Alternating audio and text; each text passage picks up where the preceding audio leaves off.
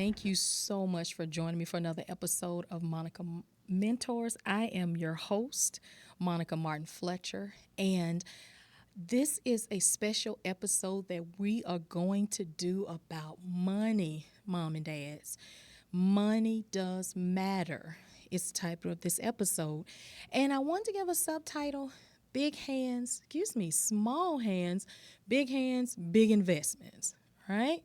So, in this episode of Monica Mentors, I'm going to help you to help your kids understand the value of money and how small yet wise decisions like the ant can lead them to have big, impactful results as they get older. We're going to use some creative examples and some biblical insights. I do not shy away from Malachi 3 and 10, bring the whole tithe into the storehouse, nor do I ignore 2 Corinthians 9 and 7, which says God does love a cheerful giver. We're going to help the kids learn the importance of giving, saving, and what our community tends to treat like a curse word, investing.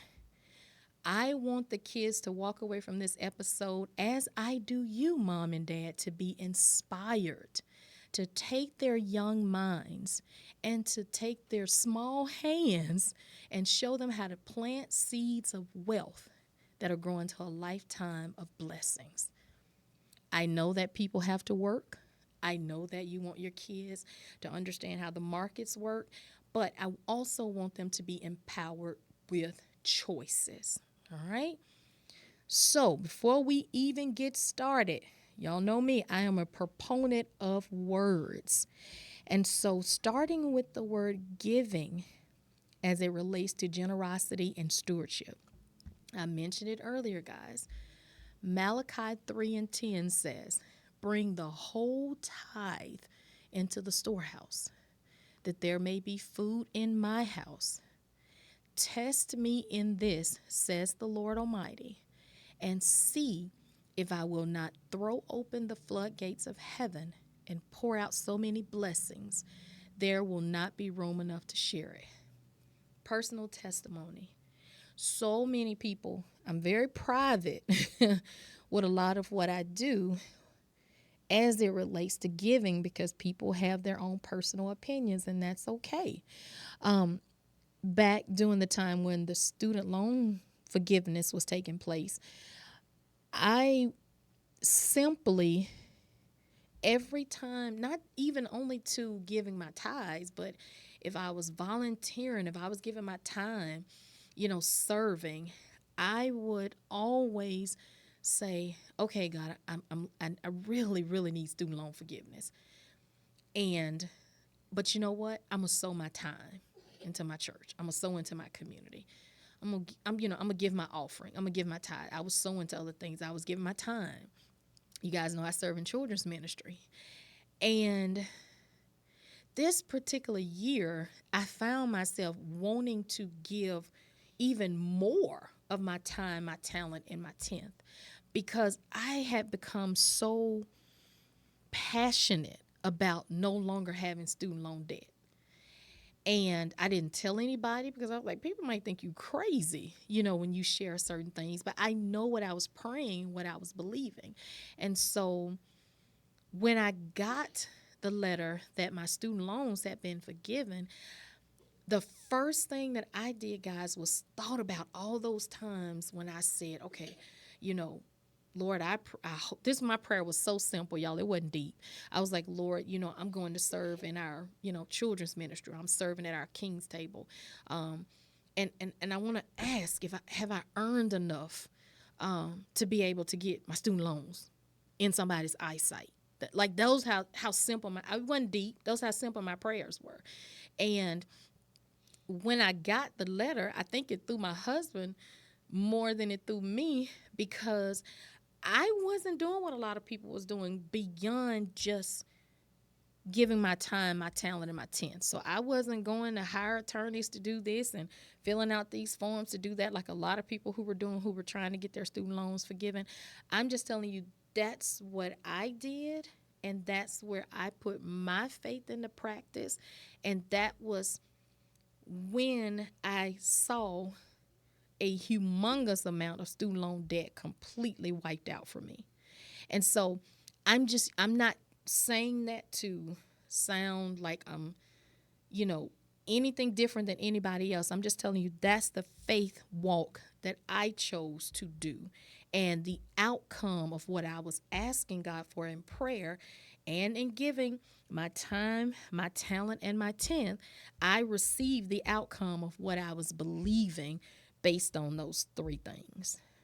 All right. So I said that to say teaching children to give, it encourages gratitude. You heard me say I was still, teaching children's church. I was still working at our food table. I was still, when we had big drives and different things, I was always doing things in the community. And I was enjoying it. Like for me, I felt like at some point in my life, people gave to me. So who am I not to give it back? And then it taught me at an adult age how to really trust and understand the principles that were attached to God's promises.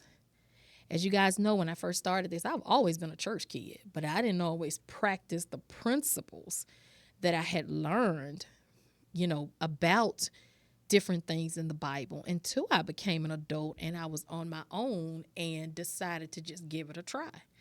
And so you can help the kids understand the joy of giving to others and honoring God with the resources that they have.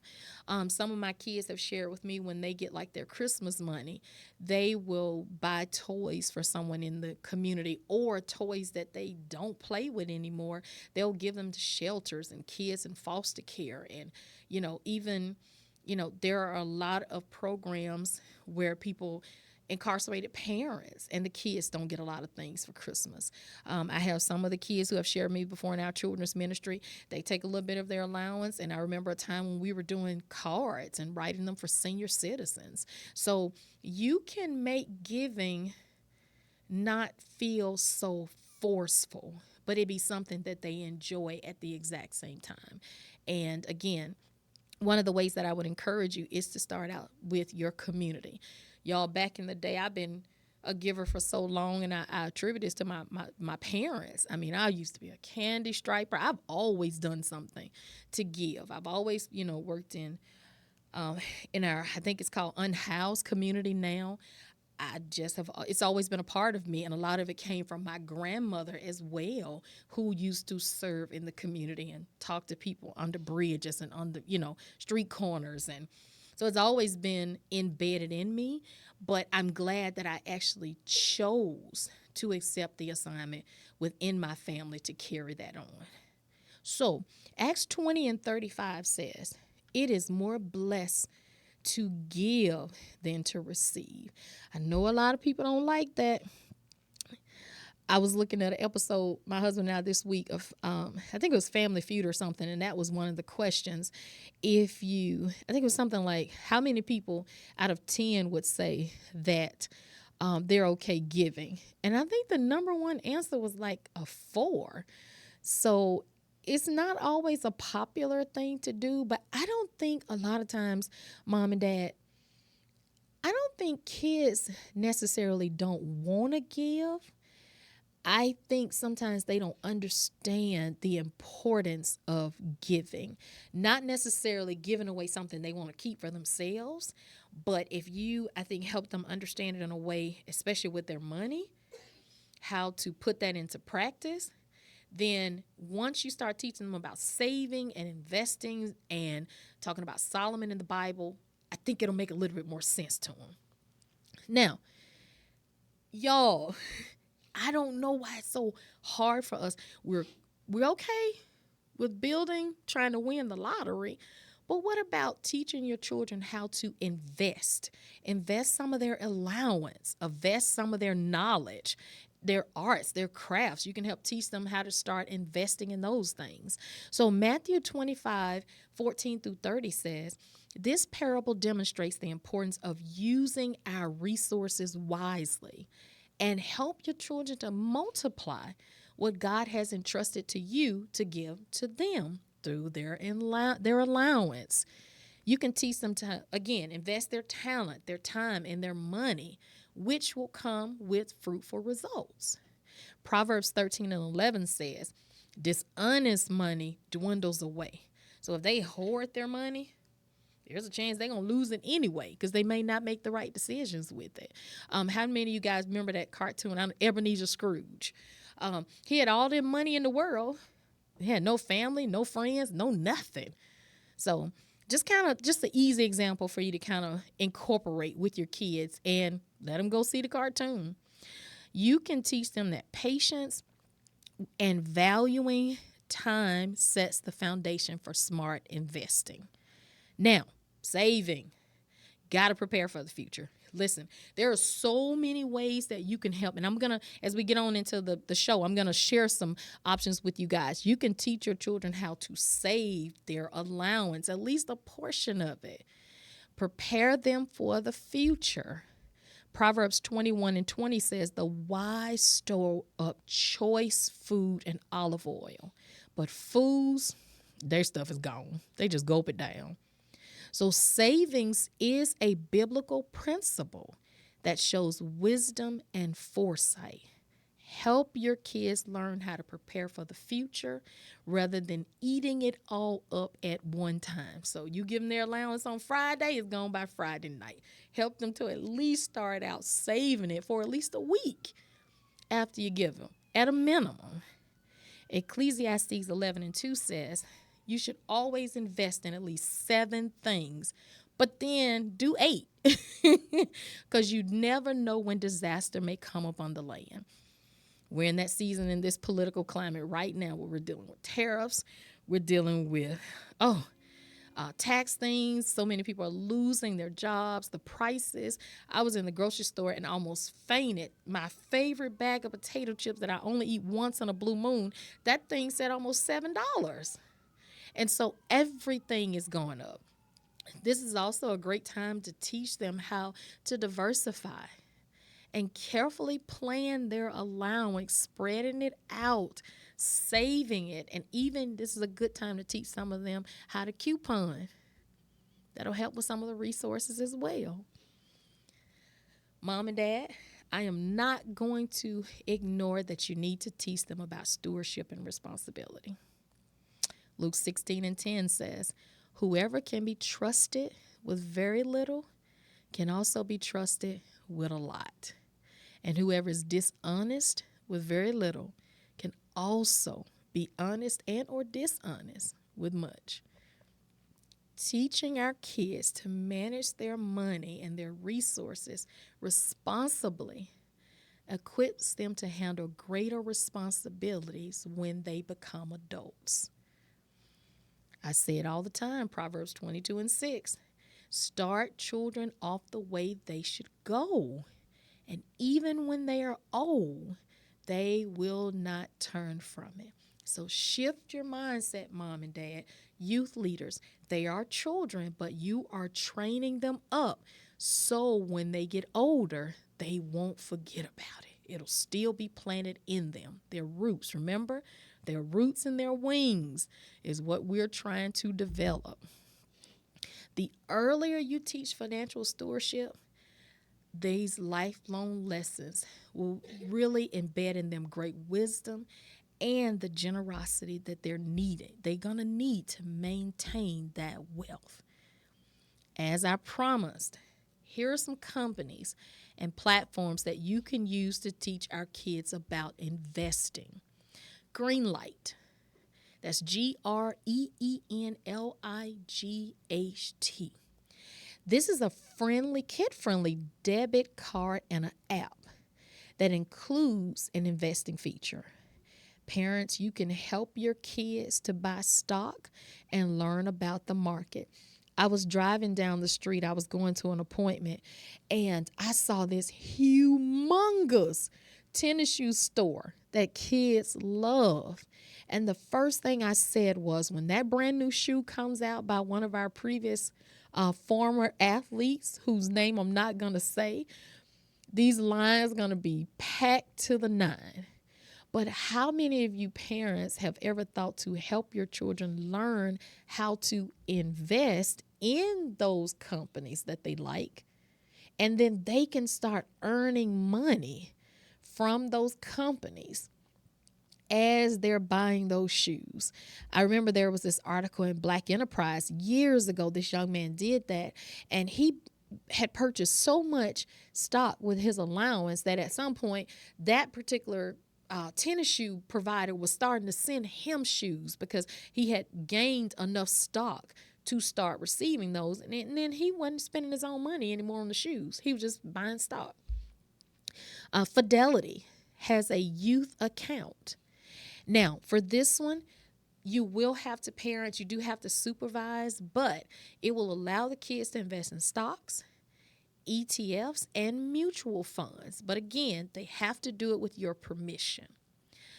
KidVestors, that's KID, capital VESTORS. That is another platform designed to help your kids make financial decisions, and they make investing fun for the kids. You also have to be on that one as well, mom and dad. It requires parental supervision. And mom and dad, you never know. You might learn a couple things on here too. I'm excited. My mom does it with me. Charles Schwab, they have an account that is for minors, but it is managed by you, mom and dad. So if they're under 18, you do have to sign on that account with them. But it does teach kids a practical way to save and invest. The last one I found, I hadn't had a chance to go on that one yet, but it's called M1 Finance. So that's the letter M, the number 1, and the word finance. And now theirs is a little bit more of a hands-on approach with the kids. So they actually teach kids how to go in and diversify in their investments, and they teach them this terminology as well. Did you guys know in some of our communities, we are so far behind? There are countries and communities and schools that this is a part of the everyday curriculum. And so that's why a lot of times a lot of kids, they already have their college money already before they even get there. They don't have to take out student loans and all these different things that we've had to depend on because the monetary teaching was there. But you got it now. So we're not going backwards. We're going forward because you have the information now. So some of those same vendors that I just mentioned to you, again, they have options to help both do savings accounts and investing. There was one that I really like called FAMZOO, and it's FAMZOO. And it's a virtual family bank that helps kids manage all of their savings. It even teaches them what it means if they save, how they spend, and it helps them to learn how to give as well.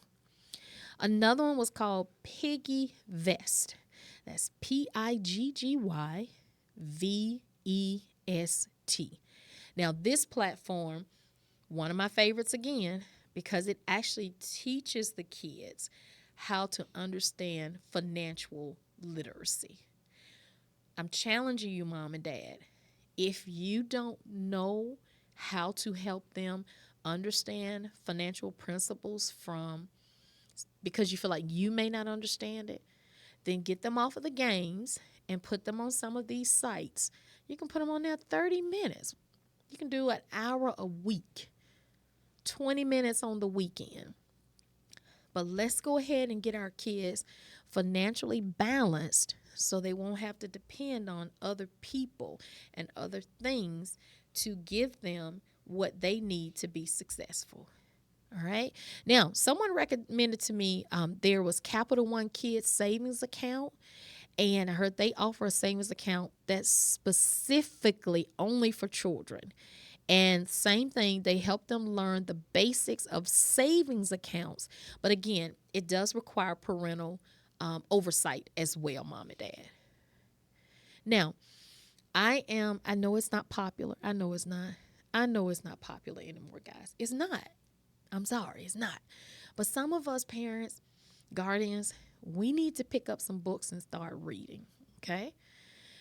if I am in my 50s and I got away from reading a lot, but there is such good financial information in the Bible, for one.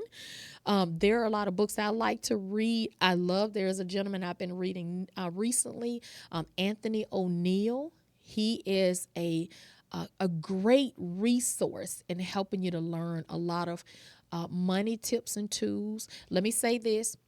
Try these at your own. Anything you decide to do with them, I'm not endorsing any of the products. These are just strictly examples and entertainment purposes only. I have to say that for some of y'all.